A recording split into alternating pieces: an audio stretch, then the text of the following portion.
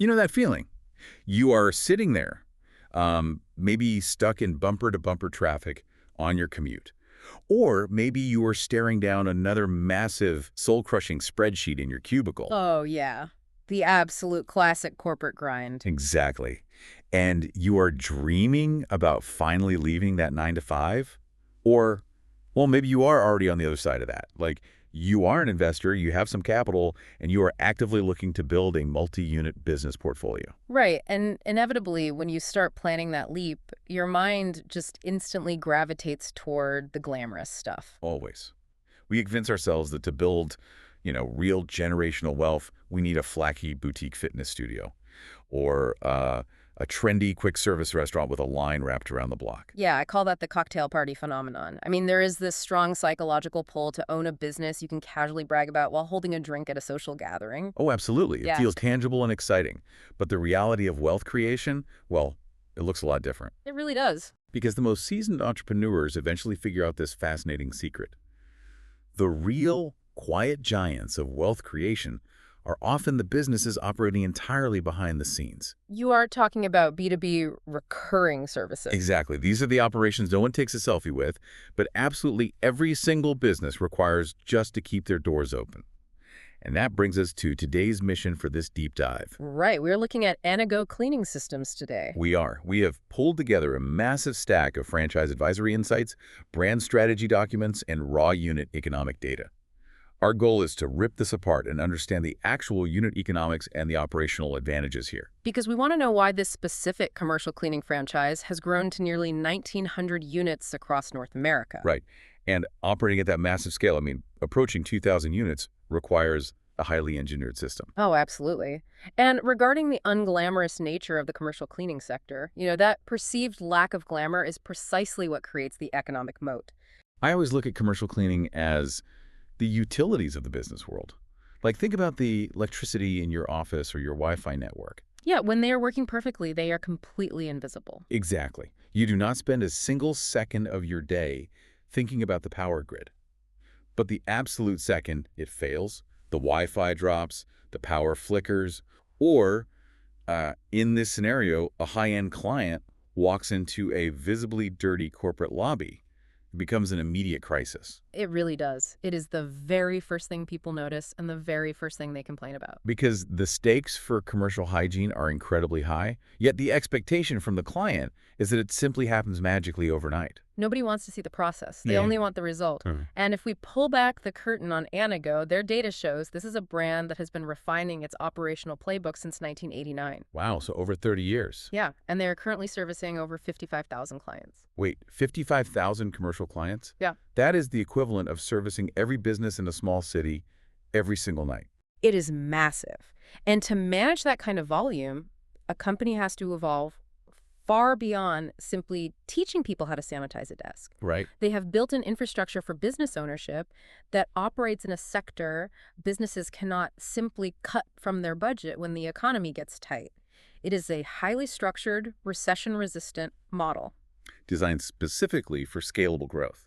So let's dig into that structure, because you do not hit 1,894 units just by having a nice logo and a good mop. No, definitely not. How does a brand physically expand its footprint that widely without the corporate team completely collapsing under the weight of managing all those locations? Well, the secret to their expansion lies in a dual model structure. They do not offer just one single path to ownership. Oh, okay. Instead, they have engineered two distinct franchise paths tailored for entirely different types of investors. Right. You have the Unit Franchise and the Master Franchise. Let's start with the unit franchise. Sure. So this is designed for the operator who wants to be close to the ground floor.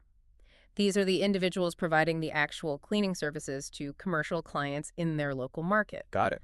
They are the ones building a local business, eventually hiring the crews, and managing the day-to-day service delivery. So if I buy a Unit Franchise, I am purchasing a territory, I am acquiring the clients, and I'm the one ensuring the auto dealership or the medical clinic is actually clean before they open the next morning. Correct. But then they offer the Master Franchise model, which operates in a completely different stratosphere. How so? This is a high-level regional development play. A Master Franchisee is not out there securing individual cleaning contracts or managing nightly janitorial crews. Oh, really? Right. Their entire focus is on recruiting, training, and supporting the local unit franchisees within their designated region. Wait, let me unpack this. Because if you buy in as a master franchisee, you aren't the one buffing the floors at an auto dealership at midnight, right? No, absolutely not. You are essentially acting as a mini franchisor in your region. Exactly. Your revenue as a master franchisee comes from developing a network. You generate income through the franchise fees when you sell a new unit franchise in your territory. Oh, I see. And you also earn a portion of the ongoing royalties that those unit franchisees generate from their cleaning contracts. You are essentially setting up the regional headquarters. So you manage the centralized billing, provide the administrative support, and mentor the unit owners.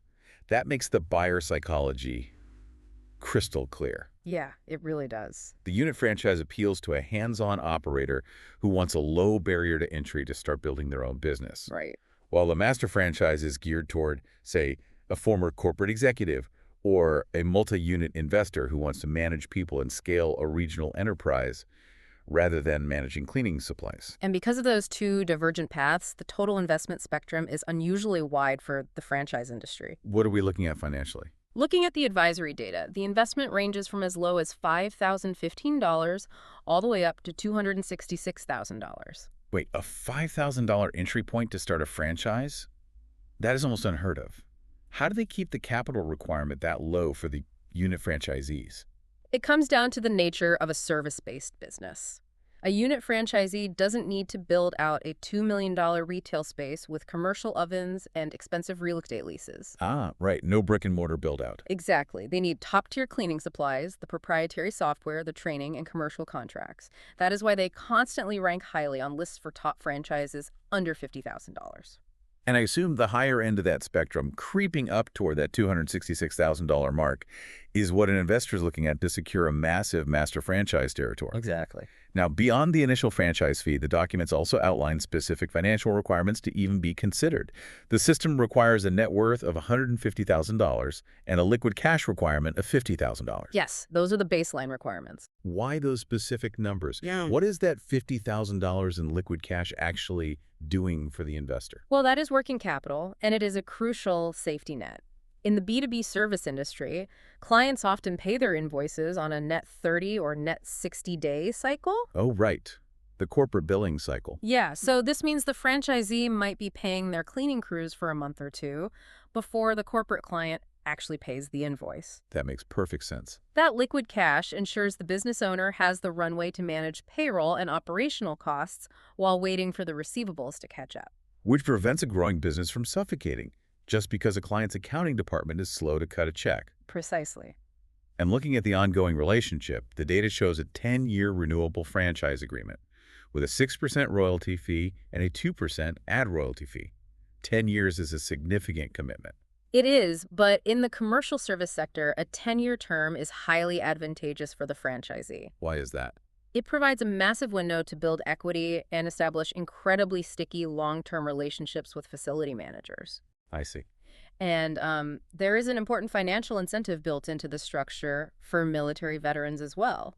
Veterans receive a 10% discount on the initial franchise fee for master franchisees and up to 20% off for unit franchisees.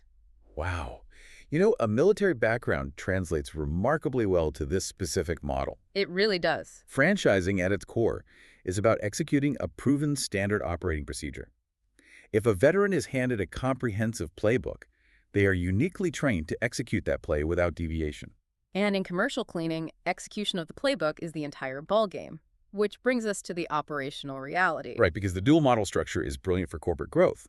But the local unit franchisee still has to actually win the cleaning contracts in their city. Exactly. They have to close the deals. If I'm that local unit franchisee, I am stepping into a highly fragmented, crowded market. I am competing against independent operators, local mom-and-pop outfits with a van, and other national chains. Right. How does Anago physically win a bid when a local competitor might come in offering half the price? They win by engineering the traditional mop and bucket operation out of existence. They lead with a technological and operational moat that a local independent company simply cannot replicate. What does that look like in practice? The centerpiece of this is their proprietary application called CleanCom. It is a centralized communication platform designed to eradicate the single biggest point of failure in facility management. Which is poor communication. Exactly. And because of this technology, Anago guarantees a 2-hour response time to any client request. Guaranteeing a 2-hour response time in the commercial service industry is aggressive. Usually, a facility manager leaves a frustrated voicemail at 8:00 a.m. and hopes someone returns the call by Thursday. Yeah, the industry standard is pretty low there. How do they actually fulfill that guarantee? Well, the app routes the communication instantly. But the true genius of CleanCom is a built-in, real-time translation feature. Oh, wow. So that functions like an operational Babelfish or like an air traffic control system. Yeah, exactly. Because if you look at the friction points in the service industry, a massive percentage of lost contracts aren't because a crew was lazy. It is due to a language barrier. Oh, all the time. Picture this. An English-speaking facility manager leaves a sticky note on a desk saying, "Do not wax the conference room floor tonight. We have an early meeting." Right. The frontline worker reads it, but their primary language is Portuguese. They misunderstand, they wax the floor is wet the next morning, the executives are furious, and the cleaning company loses a $50,000 annual contract. And that is exactly what happens. The translation tool eliminates that exact scenario. The facility manager types their request in English into the app. It instantly translates to the frontline worker's preferred language. That is brilliant. Then the worker replies in their language, and it translates back to English for the client. It seamlessly connects the client, the regional management, and the frontline crew. So it removes the operational friction that causes churn. But the tech just keeps the clients happy on the communication side. What about the actual physical cleaning? Because an app doesn't sanitize a surgical center. Right. So the physical moat is a signature program they call protection plus disinfection. This isn't a crew just wiping down countertops with standard chemicals. What is it then? It is a highly regimented 10-step process that utilizes electrostatic cleaning technology alongside EPA-registered products. Furthermore, this entire process is backed by GBA C-Star accreditation. Let's break down electrostatic cleaning for a second, because the visual on this is fascinating. It really is. Instead of just spraying a liquid that falls flat on the top of a desk, electrostatic equipment gives the cleaning solution an electrical charge. Right. It ionizes it. Yeah, it acts almost like a magnet. So the mist literally wraps around the entire surface, clinging to the sides and the underside of the desk, keyboard, or door handle. It provides a level of comprehensive 3D coverage that a human being with a rag physically cannot achieve. That is incredible. And what about that GBA C-Star accreditation you mentioned? That stands for Global Biorisk Advisory Council. It is the absolute gold standard for outbreak prevention, response, and recovery. Oh, wow. Achieving that accreditation means the crews are trained on specific chemical dwell times, cross-contamination prevention, and advanced safety protocols. So bringing this back to the investor's perspective, why does a multi-unit franchise owner care about GBA SAR? What does that do for the bottom line? It shifts the entire conversation away from price. How so? When a facility manager at a medical clinic or a corporate headquarters sees that a franchisee is utilizing electrostatic wrapping, EPA-registered products, and a verified 10-step process backed by a global biorisk council, well, they stop looking for cheaper alternatives. Because it mitigates the client's liability. Exactly. They can report to their board of directors that they are using the highest standard of sanitation available. This data-driven, preventative approach creates incredibly sticky, long-term B2B contracts. And sticky contracts mean predictable, recurring revenue. You aren't constantly hunting for the next one-off sale. You build a book of business that pays out month after month. Which is the dream for any investor. Exactly. So where are these advanced systems actually being deployed? Who are the clients signing these sticky contracts? The portfolio of high-value real estate they service is incredibly diverse. They are cleaning medical facilities, which demand rigorous infection prevention protocols. Makes sense.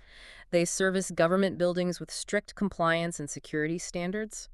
Auto dealerships, where the visual shine of the showroom directly influences a customer's willingness to buy a vehicle. Right. Fitness centers, educational facilities, places of worship, restaurants, and even massive post-construction sites. It sounds like literally any commercial structure with a front door and a floor is a potential client. It is, which is why they have been able to sustain growth for over 30 years.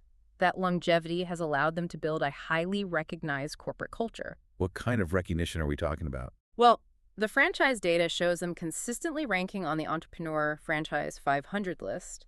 In fact, they have placed on it for 23 consecutive years. Wait, 23 years? That puts them in the Entrepreneur Hall of Fame. Yeah, it does. They also consistently receive top rankings for franchise culture from Franchise Business Review and are frequently recognized as a top franchise for women and diversity. Recognition for culture in the franchise space is fundamentally a recognition of retention. Oh, absolutely. If the corporate culture is toxic, the unit franchisees burn out and leave, which means the master franchisees fail and the whole system collapses. Winning culture awards means people are staying and making money. That is exactly how you have to read those awards. Wait, let's look at that total unit number again. 1,894 units already operating across North America. It is a massive footprint. If I am an investor looking at a map today, isn't this market completely saturated? If I buy a master franchise right now, am I just buying the privilege to fight for scraps in a tapped-out market? It is a vital question for any incoming investor to ask. However, the fear of saturation misunderstands the almost incomprehensible size of the commercial maintenance industry. Walk me through the math on that. You have to consider the total addressable market, or TAM. Because Anago scales across virtually every commercial sector: schools, manufacturing, hospitality, retail. The market is never static. Right. They aren't just cleaning one type of building. Exactly. Every single time a new commercial building is constructed, whether it is a sprawling e-commerce warehouse or a small dental office, the addressable market expands. That makes sense. More importantly, commercial cleaning is an absolute necessity. It is a required operational cost, not a discretionary luxury. You have a tech company had a terrible third quarter. The CFO might slash the digital marketing budget. They might cancel the corporate retreat. Right. But they do not cancel the janitorial contract. The building still has to open the next day. Exactly. If a medical facility isn't sanitized to code, it gets shut down by regulators. If an auto dealership smells like a damp basement, people walk off the lot. So it is just a baseline necessity. Yes. And because of that, the ceiling for growth remains incredibly high regardless of macroeconomic cycles. An investor isn't fighting for a fixed number of existing clients. The market is constantly regenerating. That is why it remains a highly recession-resistant asset class, even with nearly 1,900 units already in the system. The utility analogy holds up. You never unplug the utility no matter what the stock market is doing. Precisely. Well, this has been a completely eye-opening breakdown of how a seemingly unglamorous sector is actually a masterclass in business engineering. Let's synthesize what we have unpacked today. The core mechanics here demonstrate exactly why B2B services are so powerful for wealth generation. We have seen that while commercial cleaning might never offer the flashy cocktail party excitement of a trendy restaurant, it provides something fundamentally superior for an investor. Predictable, recurring revenue. Yes, we explored the brilliant dual model structure, which allows hands-on operators to enter the market for as little as $5,015 with a unit franchise, while simultaneously giving seasoned executives the platform to build massive regional portfolios through the master franchise model. And we broke down the tech-enabled operational moat from the CleanCom application acting as operational air traffic control to the GBAC Star Accredited Protection Plus Disinfection Program. That technology is what secures those lucrative, sticky B2B contracts. It is a highly deliberate ecosystem built entirely for long-term scalable growth.